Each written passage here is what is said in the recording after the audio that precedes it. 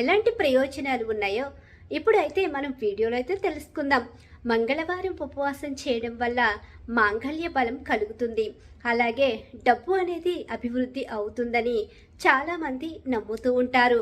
అలాగే ఇక మంచి ఫలితాలు కూడా కలుగుతాయి. ఉపవాసం అనేది చేయడం అనేది గొప్ప ఫలితాన్ని అయితే అందిస్తుంది. కాకపోతే ఉపవాసం చేసి మన కడుపు మార్చుకుని ఉండడం కరెక్ట్ కాదు.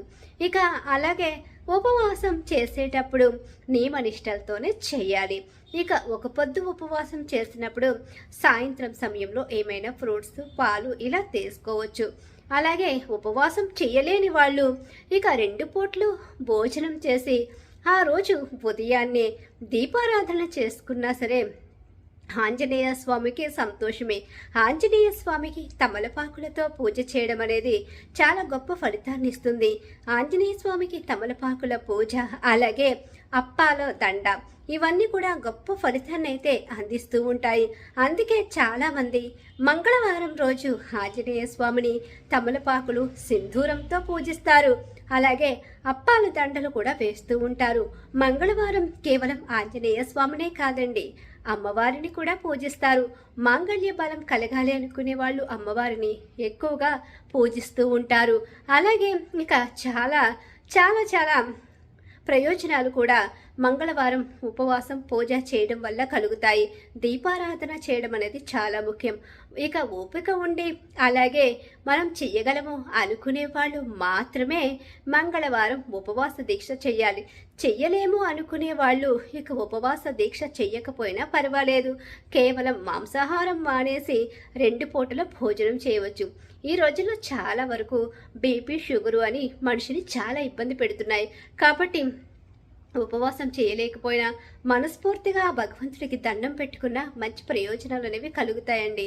మంగళవారం ఆంజనేయ స్వామి, అలాగే అమ్మవారు, ఇలా మనం ఎవరిని పూజించినా ఫలితం ఉంటుంది. కాకపోతే ఏ పనినైనా ఏదో వస్తుందని చెయ్యకుండా మనశ్శాంతి కోసం ముందుగా పూజ అనేది చేసుకోవాలి. ఇంట్లో తెల్లవారుజామున దీపం అనేది వెలగడం వల్ల మన ఇంట్లో పాజిటివ్నెస్ అనేది ఉంటుంది. అలాగే నెగిటివ్ అనేది పోతుంది. అలాగే ఇక తెల్లవారుజామున చాలామంది ఈ మధ్యకాలంలో దీపాన్ని అయితే వెలిగించుకుంటున్నారు.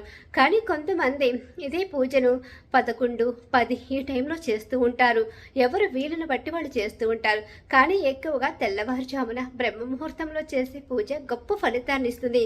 అది ఏ రోజైనా సరే, ఏ దేవుడికైనా సరే తెల్లవారుజామున పూజ చేసుకుంటే ఇంట్లో ఒకసారి చూడండి. మీరు ప్రతిరోజు తెల్లవారుజామున పూజ చేసుకోవడం అలవాటు చేసుకోండి.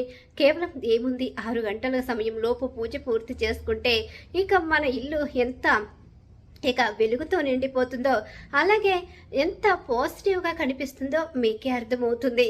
అలా ఎప్పుడూ కూడా మనం పూజ చేసుకునే విధానం, మన మనసులో కోరిక కోరుకునే విధానం, మన మంచి మనసు మనకి ఇదంతా ఉండడం వల్ల మనం చేసుకునే పనుల వల్ల కూడా మనకి మంచి ఆరోగ్యం వస్తుంది, ఐశ్వర్యం కలుగుతుంది.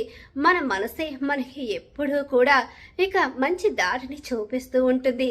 ఎదుటి వాళ్ళ మీద ఈర్ష్యతో ఎవరో ఏదో చేస్తున్నారన్న ఆలోచనతో చేయకూడదు.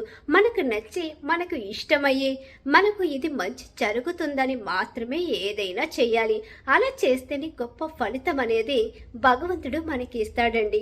లేకపోతే మాత్రం ఈర్ష్య ద్వేషంతో పనిచేస్తే ఆ పని మనకి ఎప్పటికీ కూడా పనికిరాదు. దేవుడి మీద భక్తి ఉండాలి, అంతేకాని మూఢనమ్మకం మాత్రం ఉండకూడదు.